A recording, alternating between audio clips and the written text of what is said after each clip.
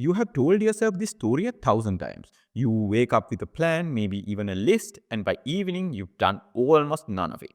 So you call yourself lazy. You say you lack discipline. You promise tomorrow will be different. And when it isn't, you add another layer of shame to the pile you've been carrying for years. But what if we told you that laziness, as you understand it, doesn't actually exist?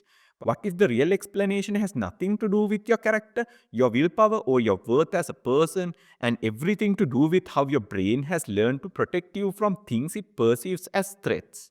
This is a story about why you get stuck, and more importantly, how to gently come unstuck. For most of history, we've treated laziness as a moral failing, a sign of weak character, something to be ashamed of, and punished out of ourselves through guilt, pressure, and relentless self criticism. But modern neuroscience tells a very different story. What we call laziness is often the visible surface of something much deeper. It might be chronic stress that has exhausted our nervous system. It might be undiagnosed ADHD making it nearly impossible to initiate tasks. It might be depression quietly draining your energy before you even notice it's there.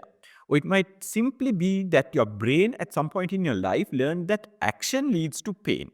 And so it built walls to keep you safe. The truth is, your brain doesn't care about your to do list. It cares about survival. And when it senses danger, whether real or imagined, it will choose stillness over action every single time. Not because you're broken, but because in its own ancient way, it's trying to protect you. You have probably heard of fight or flight. When danger appears, your body either prepares to confront it or run from it. But there's a third response we talk about far less, and it's the one that explains so much of what we mislabel as laziness. It's called freeze. You know this feeling, even if you've never had a name for it. It's a tightness in your chest when you open your laptop to start something important. It's the way your hand reaches for your phone and suddenly an hour has vanished into endless scrolling. It's staring at the wall, knowing exactly what you need to do and feeling completely unable to do it. Your mind is screaming, move, but your body refuses to listen. This isn't a choice, it's biology. Think of an animal playing dead when a predator is near. That's not being a coward. It's an ancient survival strategy. And your brain uses the same mechanism when it perceives threat, even if that threat is just an uncomfortable conversation or a project that feels impossibly heavy.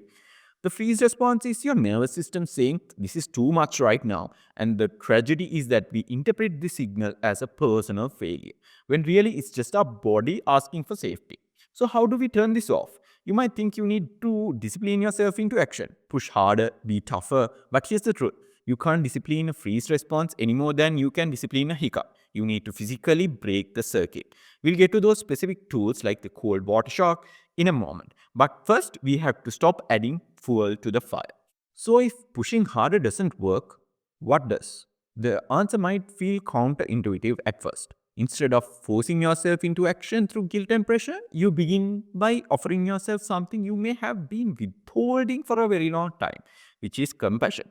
This isn't about letting yourself off the hook, it's about recognizing that your nervous system responds to safety, not threat.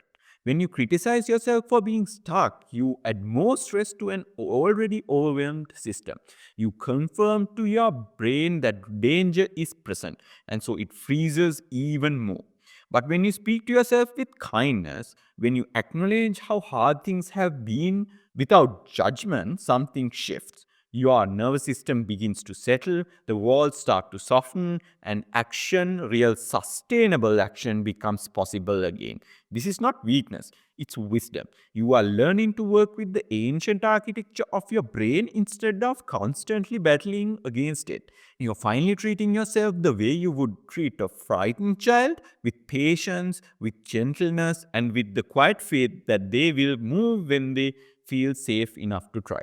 Once safety is established, movement can begin. But here's the key, it must be small, much smaller than you think.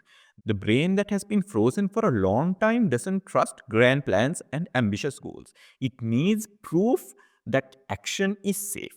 And that proof comes through tiny, almost laughably simple steps. Instead of saying you will work for 2 hours, you commit to 2 minutes. Instead of cleaning the entire house, you wash a single dish. It sounds too easy to matter, but that's precisely why it works. You're not trying to accomplish great things yet. You're retraining your nervous system to believe that action doesn't lead to pain. But sometimes even small tasks feel impossible. When that happens, you need a circuit breaker, something physical that interrupts the freeze. Stand up, shake your hands vigorously for 10 seconds, splash cold water on your face, take 3 slow, deliberate breaths. These aren't silly gestures. They are signals to your nervous system that you are not in danger, that your body is yours again. Each small win, each gentle movement sends a quiet message to your brain. See, that wasn't so bad. We survived. And over time, those signals accumulate. The freeze begins to thaw. You find yourself doing things not because you forced yourself, but because your body finally feels safe enough to try. So the next time you find yourself stuck, unable to move, unable to start, try something different. Instead of reaching for the familiar whip of self criticism, pause, take a breath, and ask yourself a gentler question. What is my brain trying to protect me from right now? You are not lazy. You never were. You are a human being with a nervous system that learned somewhere along the way the stillness was safer than action. And unlearning that belief takes time. It takes patience. It takes the kind of compassion we so easily offer others but so rarely turn towards ourselves. This is not a quick fix. It's a slow, sacred process of coming home to yourself, of learning to trust your body again, of discovering that you were never broken at all, just protecting yourself the only way you knew how. And perhaps that's the most important thing to remember. Your brain was never working against you. It was always in its own imperfect way working for you. Now you can begin to work with it.